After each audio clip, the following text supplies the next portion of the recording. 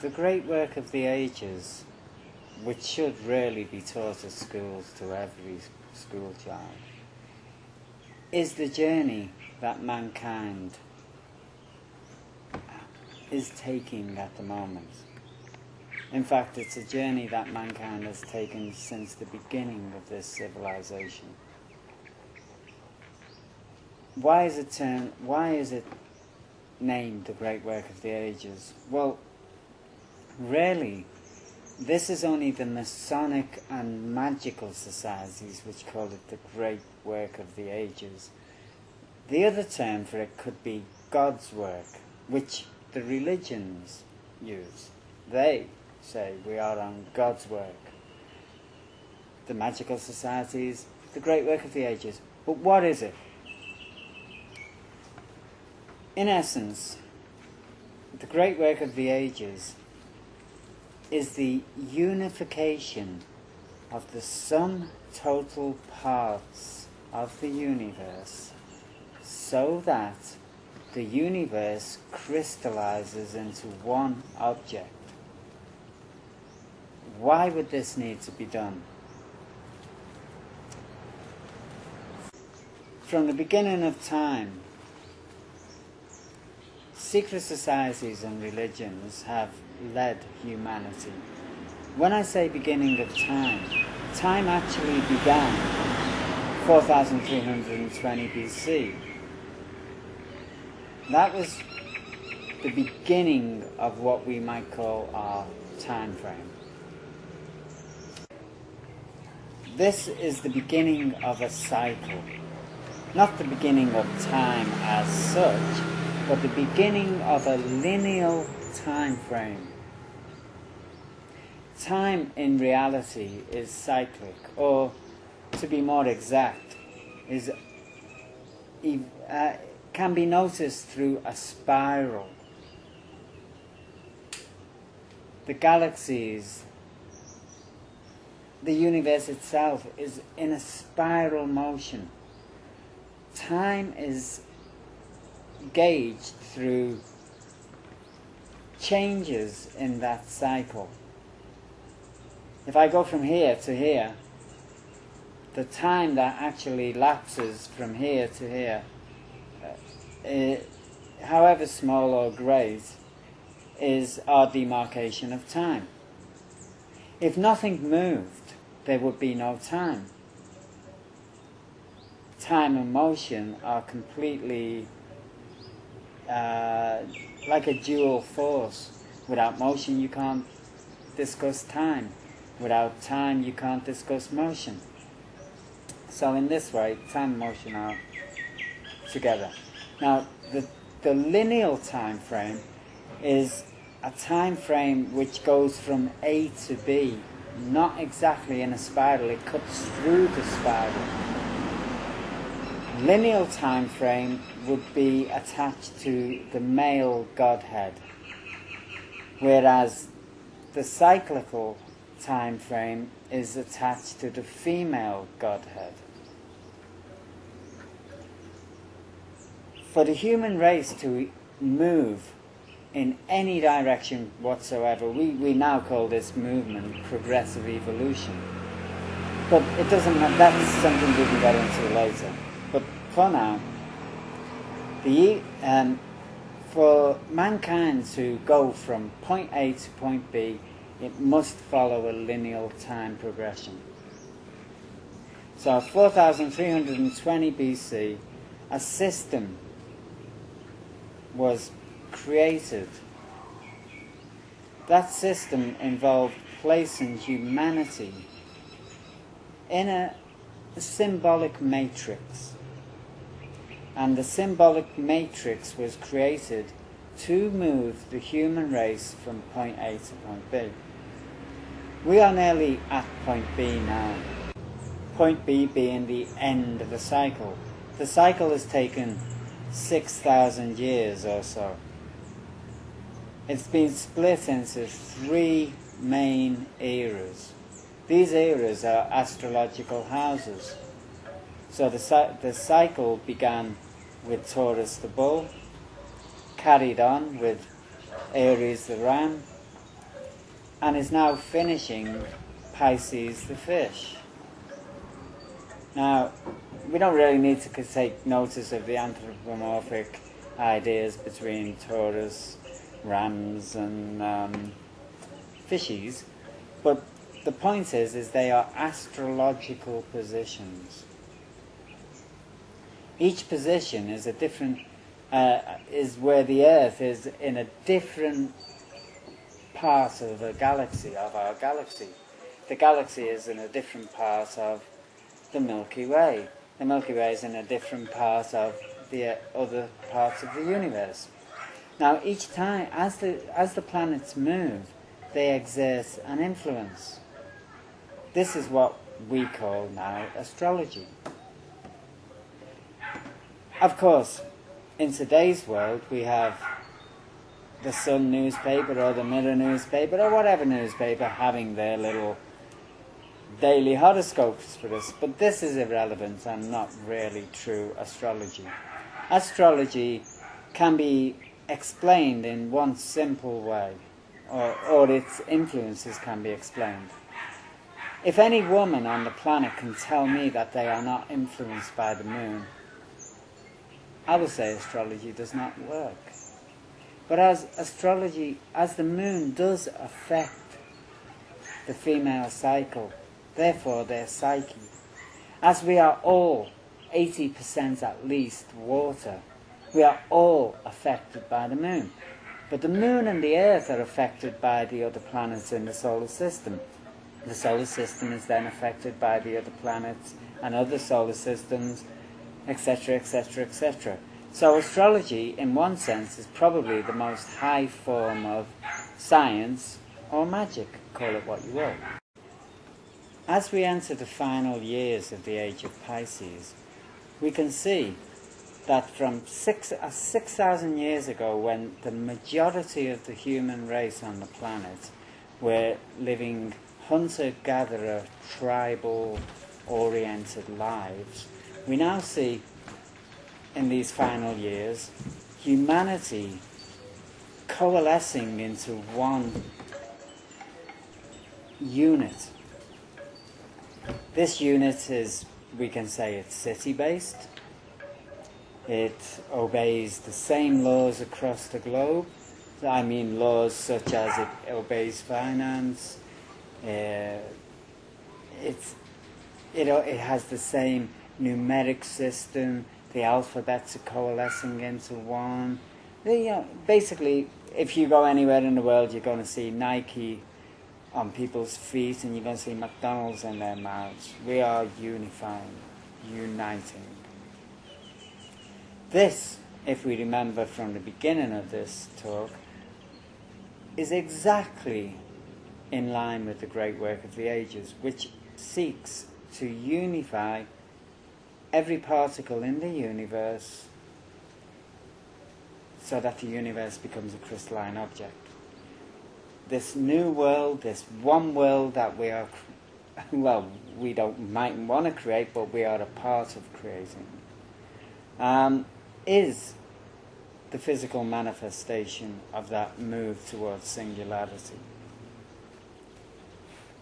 Singularity, though, is not some fluffy bunny unity, we're all going to have a great time, guys. Singularity means the end of this species. The human race has arrived here as a dualistic creature. It has a male and a female. The two parts, the male and the female, interact and create babies. All creation in the universe is actually due to the interaction of yin and yang, male and female, positive and negative, good and evil, black and white. Call it what you will. We are now being pushed to a point where the human race loses this ability to create by itself, and in fact only becomes a part of a greater system. That system is the end of humanity. This is humanity's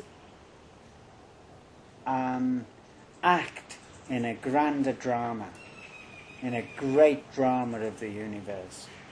According to people like Blavatsky, H.P. Blavatsky, who created the Theosophic Society, or Aleister Crowley, the infamous one, the man who was known as the Beast 666.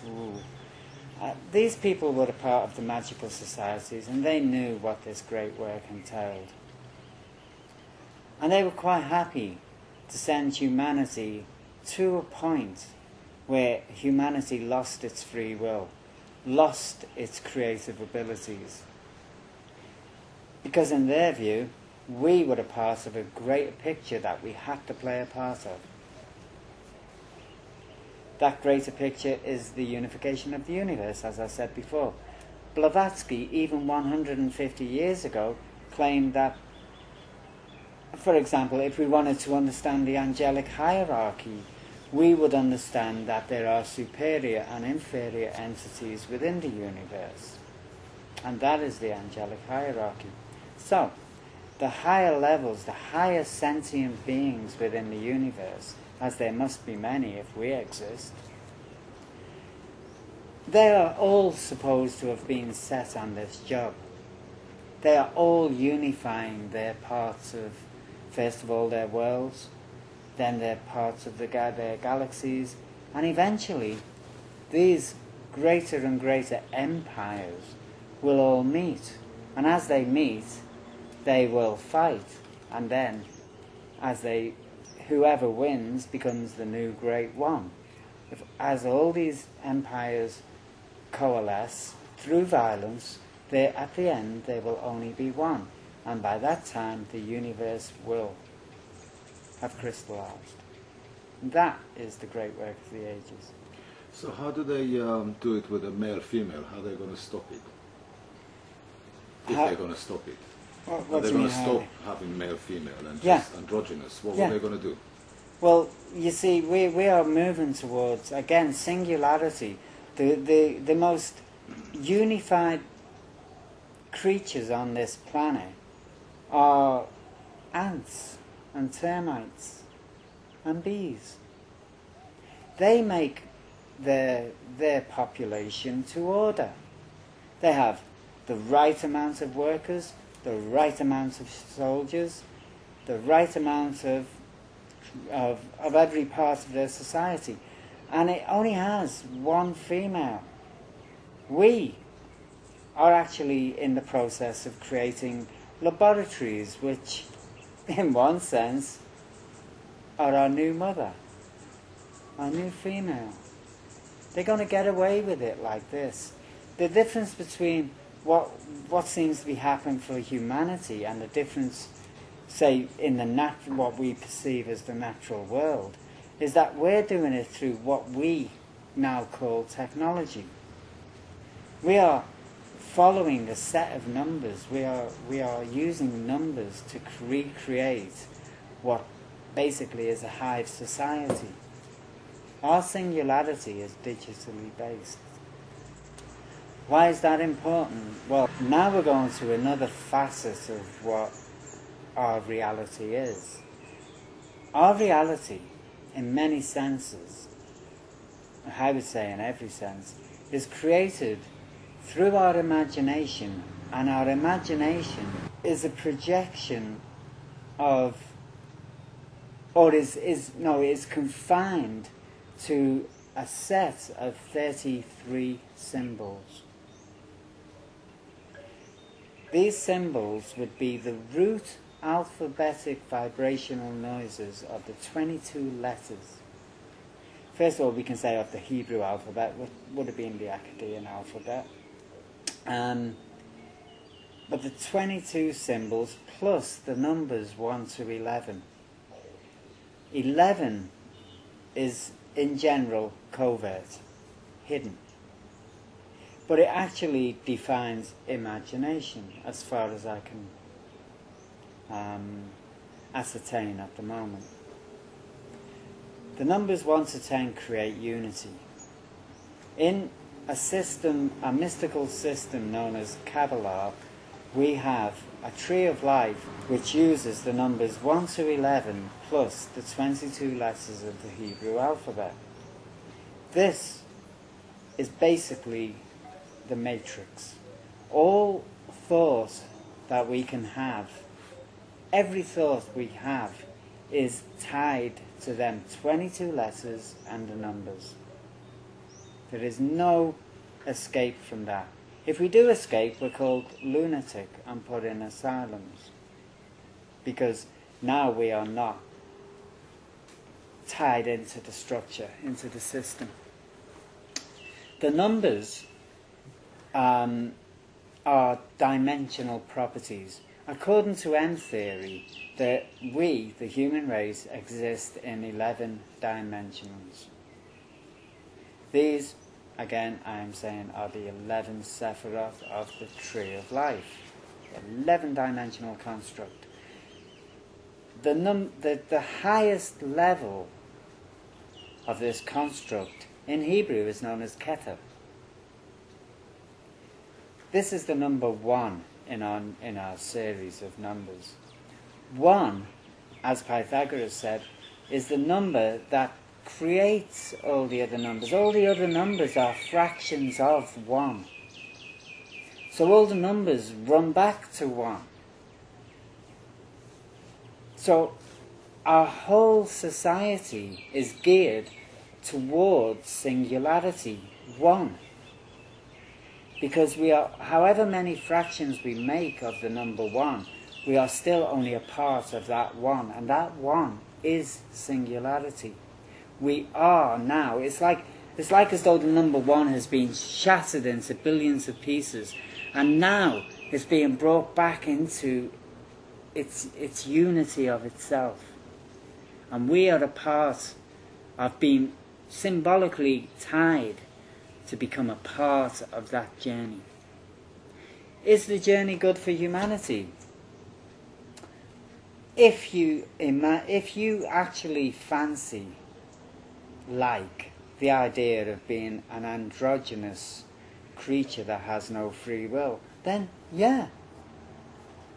If you actually envisage a world where each one of us has their own free will, their own journey, but are connected through a super consciousness, as we are, then you would say no to singularity. The great work of the ages is the demise of the human race for a vision that none of us can encompass, and that really none of us have any need to be worried about. If some greater power desires our help in creating a great work, I would like to know where the carrot is. I've seen enough sticks. I've never seen a carrot. So please, give us the carrot.